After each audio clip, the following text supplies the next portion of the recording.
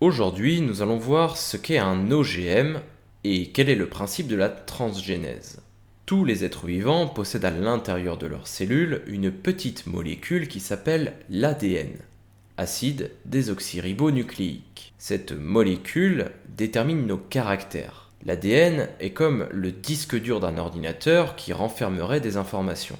Par exemple, chez cette méduse, une partie de son ADN, un fragment donc, code pour la rendre fluorescente. Voyons maintenant la technique de la transgénèse, qui est une technique qui a été mise en place par des humains. Cette méduse possède donc à l'intérieur de chacune de ses cellules de l'ADN et le petit fragment d'ADN qui code pour sa fluorescence. Ce fragment s'appelle un gène, nous en reparlerons un peu plus tard.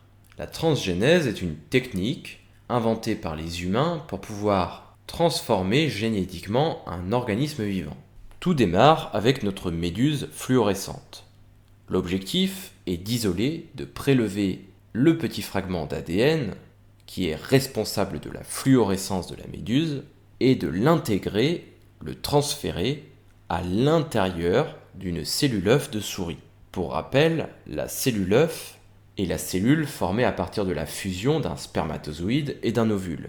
L'intérêt d'intégrer ce fragment d'ADN dans une cellule œuf, et non pas une cellule d'un organisme entier, c'est que cette cellule œuf va se diviser et va donner toutes les cellules du futur être vivant.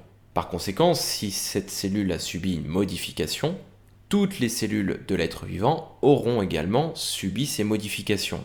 Alors que si on avait simplement modifié une cellule d'une souris adulte, seule cette cellule aurait été modifiée, et pas les autres. L'objectif de cette étape, c'est que le fragment d'ADN de la méduse s'intègre dans l'ADN entier de la souris. Ainsi, la souris va ensuite se diviser, se développer, se transformer donc en embryon, et lorsque le souriceau va naître, il sera génétiquement modifié, puisque nous aurons intégré de l'ADN de méduse dans son génome. On pourra alors observer que cette petite souris a la caractéristique d'être fluorescente. Son ADN a été modifié, on dit donc que cette souris est génétiquement modifiée.